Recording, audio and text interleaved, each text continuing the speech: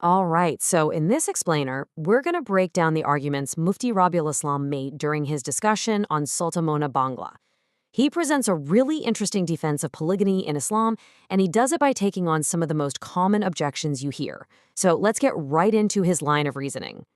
We're going to follow his argument pretty much step by step. First, we'll look at how he defines the Islamic stance on polygamy.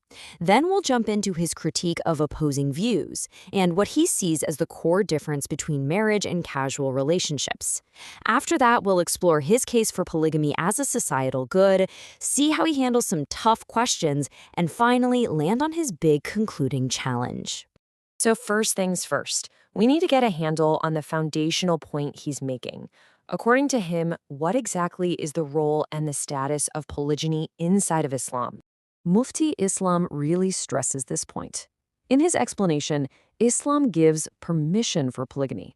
He calls it a Vayad act, which means it's permissible. But, and this is key, he makes it super clear that it's not a mandatory duty, not a farz or wajib, or even something that's encouraged, a mustahab. As he puts it, it's simply an allowance, an option that's on the table within the Islamic framework. Okay, so with that foundation laid, he moves to his first big counter-argument. And this is where he directly challenges what he sees as a shaky moral foundation in the arguments against polygyny, especially those coming from a secular or atheist viewpoint. He frames his whole challenge with a pretty direct question aimed at that viewpoint. He asks, look, if all the adults involved give their consent, what's the consistent moral reason for forbidding a man from marrying multiple women? Who or what authority, he asks, is making that role? And this slide really gets to the heart of his challenge. He argues that Islam has a clear moral source, the Quran, which lays out what's allowed and what's not. But then he turns around and asks, what's the moral source code for the other side? What standard are they using to say this is wrong? Especially, as he sees it, when that same worldview often promotes individual freedom and consent. And this is where he points to what he considers a major contradiction. He says that in the worldview he's critiquing, a man having multiple consensual non-marital relationships is often totally fine. So his question is, why is the act of marrying these women and actually taking on responsibility for them the one thing that's not okay? This leads right into what Mufti Islam argues is the most important distinction here, the difference between a marriage and other kinds of relationships. For him, it all comes down to one single powerful idea: responsibility. So this table kind of breaks down how he sees it. On one side, he describes Islamic polygyny as a system that is built on total, lifelong responsibility. We're talking full financial support, social commitment, and giving a woman the official status and legal rights of a wife, including things like inheritance. He puts that right up against what he calls multiple relations in a secular context, which he argues come with no required responsibility, are often just temporary, and give the woman no formal status or financial security from the man. And he really hammers this point home with this quote. It's incredibly direct, what he calls khas Bangla, or plain-spoken Bengali. He frames the whole thing as a choice. On one hand, giving a woman the honor and lifelong security of being a wife, versus on the other hand, what he describes as a disposable, consumer-like approach to relationships. It's a very provocative way to frame it, and it's meant to have a big impact. So this line of thinking builds directly into his next big point, that polygyny isn't just a personal right, but he presents it as a practical answer to some very real-world problems in society. Mufti Islam lays this out in a logical, three-step way. First, the problem. He points out that sometimes, like after a war, society has a surplus of single women, many of them widows, who might want a family. Second, the barrier. He says that many unmarried men might not be willing to marry these women.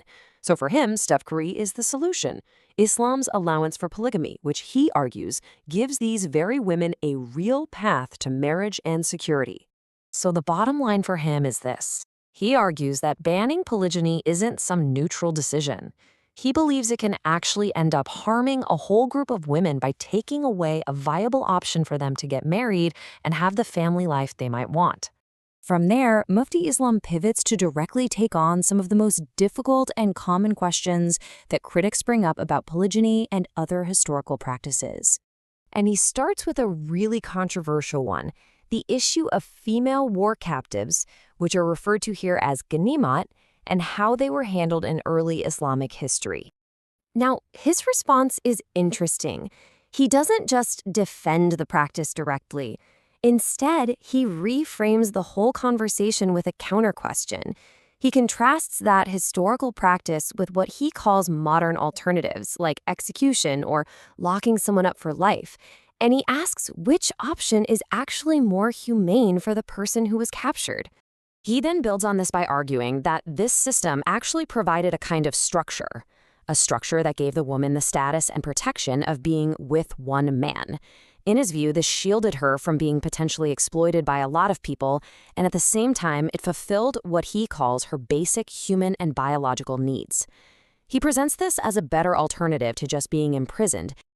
Next, he turns to that really common question about polyandry. If a man can have multiple wives, then why can't a woman have multiple husbands? And what's really notable is how he answers this. He doesn't give a purely theological explanation. Instead, he makes it about social and emotional realities as he sees them. He turns the question back on the person asking and says, okay, think about it personally. As a son, would you be okay with not knowing who your father is? Or, as a husband, how would you feel about your wife having other husbands? And all of these different threads of his argument lead up to his final, concluding challenge, which really ties everything he's been saying together. So he wraps it all up by positioning Islam as this complete code for life, one that offers real answers to tricky social problems. He then contrasts that with the opposing view, which he claims is good at critiquing but doesn't offer any workable solutions of its own. So the choice, as he lays it out, is between a system built on responsibility versus one built on consumption. And he leaves the audience with this final, really provocative question. He's challenging everyone to weigh the two ethical frameworks he's just presented, a choice between what he calls a system of total responsibility and a system he labels as pure consumption. And that right there is the core challenge he puts forward in his defense of polygyny.